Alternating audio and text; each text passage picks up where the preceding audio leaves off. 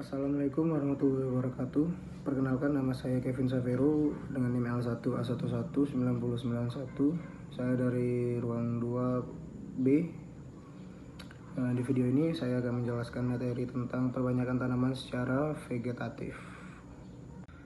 Di video ini saya membagi materi menjadi 4 subbab, yaitu yang pertama pengertian perbanyakan vegetatif, yang kedua macam-macam perkembangbiakan secara vegetatif, yang ketiga keunggulan dan kelemahan perbanyakan vegetatif, dan yang keempat cara atau metode perkembangbiakan vegetatif.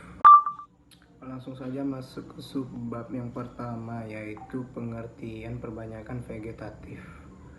Perbanyakan vegetatif adalah perbanyakan tumbuhan yang hanya melibatkan satu induk saja. Dapat dikatakan bahwa perkembangbiakan secara vegetatif adalah perkembangbiakan tanpa melalui kawin. Pada perkembangbiakan vegetatif, tidak terjadi pertemuan antara sel sperma dan sel telur.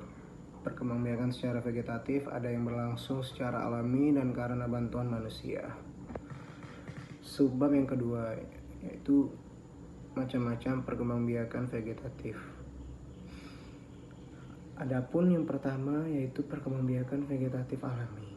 Perkembangbiakan vegetatif alami adalah perkembangbiakan secara tidak kawin pada tumbuhan yang terjadi dengan sendirinya. Ada bermacam-macam cara perkembangbiakan vegetatif alami, antara lain 1. Tunas. Tunas dapat tumbuh melalui pangkal batang, akar, atau daun. Pohon tersebut tumbuh di dekat induknya. Pohon pisang adalah contoh tumbuhan yang berkembang biak dengan tunas batang. Tumbuhan yang juga berkembang biak dengan tunas batang adalah tebu dan bambu. Tumbuhan yang berkembang biak dengan tunas akar adalah sukun, cemara, dan kesemek. Tumbuhan yang berkembang biak dengan tunas tumbuh pada daun adalah cocor bebek. Tunas yang tumbuh pada akar dan daun disebut tunas adventif. Yang kedua, umbi akar. Umbi akar berguna untuk menyimpan cadangan makanan. Umbi akar tidak berkuncup, tidak berdaun, dan yang keempat, umbi lapis. Bawang merah adalah contoh tumbuhan yang berkembang biak dengan umbi lapis. Umbi lapis adalah daun yang berlapis-lapis membentuk umbi dan di tengahnya tumbuh tunas. Yang kelima, spora. Untuk spora seperti biji tetapi sangat kecil. Spora hanya dapat dilihat dengan menggunakan mikroskop dan tidak dapat dilihat dengan mata telanjang. Spora dibentuk di dalam kotak spora atau sporangium. Tumbuhan paku adalah contoh tumbuhan yang berkembang biak dengan cara spora. Yang keenam, membelah diri. Tumbuhan yang berkembang biak dengan membelah diri adalah tumbuhan tingkat rendah seperti ganggang. Ganggang membelah sel tubuhnya menjadi dua. Masing-masing sel ini akan membelah lagi ketika dewasa. Yang ketujuh ada akar tinggal atau rizoma. Rizoma adalah batang yang tebal dan tumbuh mendatar di dalam tanah. Jahe berkembang biak dengan akar tinggal atau rizoma. Rizoma berfungsi sebagai cadangan makanan bagi tumbuhan. Rizoma dapat mempunyai ciri-ciri sebagai berikut. 1. Bentuknya berbulu-bulu seperti batang dan terdapat kuncup di bagian ujungnya. Yang kedua, bersisik. Di setiap sisik ketiak terdapat tunas. Dan yang terakhir atau yang ke-8 itu ada geragi atau stolon. Geragi adalah batang yang menjalar di atas permukaan tanah. Tunas pada buku-buku batang yang menjalar di atas tanah tersebut dapat tumbuh menjadi tumbuhan baru. Tumbuhan baru tersebut tidak bergantung pada induknya, meskipun tetap bersatu dengan induknya. Arbe, semanggi, dan pegagan berkembang biak dengan geragi di permukaan tanah. Selain arbe, juga ada semanggi dan pegagan. Rumput teki berkembang. Masuk ke subbab yang kedua, yaitu perkembangbiakan vegetatif. Perkembangbiakan vegetatif buatan adalah perkembangbiakan tanpa melalui perkawinan. Proses perbanyakan tanaman secara vegetatif buatan melibatkan campur tangan manusia.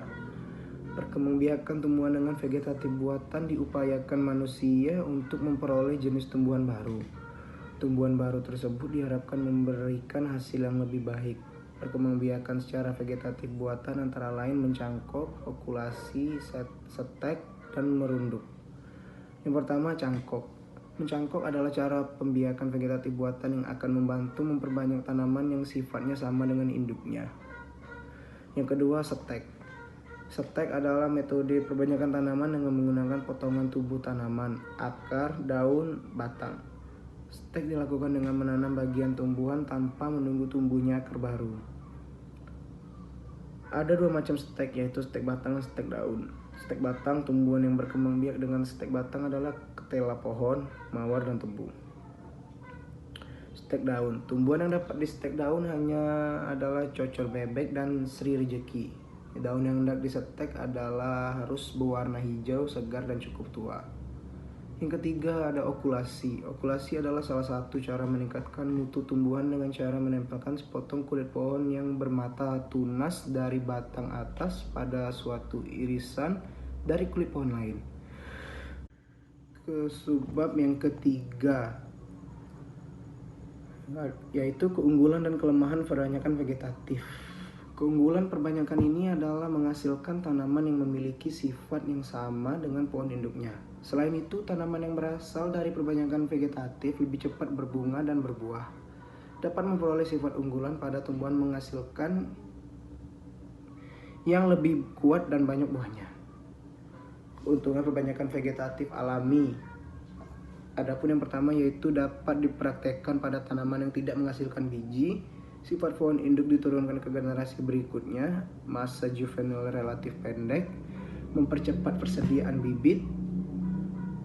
Adapun kelemahan perbanyakan vegetatif alami yaitu infeksi sistemik oleh virus dapat menjalar ke semua tanaman.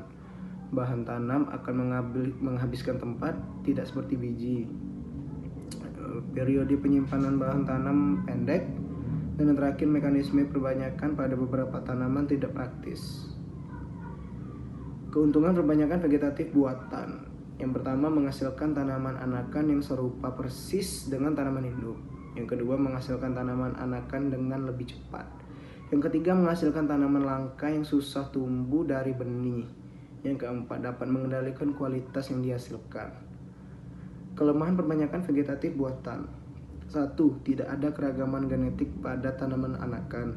Yang kedua, tidak dapat menghasilkan varietas baru. Yang ketiga, akar. Yang terakhir, masuk ke subbab yang terakhir yaitu cara atau metode perkembangbiakan vegetatif. Adapun caranya yaitu cangkok dengan cara menanam batang atau dahan. Merunduk. Proses perkembangbiakan vegetatif buatan yang dilakukan pada tumbuhan bercabang panjang dengan merundukkannya ke tanah. Stek. Cara perbanyakan tanaman secara vegetatif buatan dengan menggunakan sebagian batang, akar, atau daun tanaman untuk ditumbuhkan menjadi tanaman baru. Menyambung atau mengenten. Perkembangbiakan buatan yang biasanya dilakukan pada tumbuhan sejenis buah-buahan atau ketela pohon demi mendapatkan kualitas yang baik. Yang terakhir, okulasi atau menempel. Cara membudidayakan tanaman dengan menempelkan tunas dari salah satu tumbuhan ke batang tumbuhan yang lain.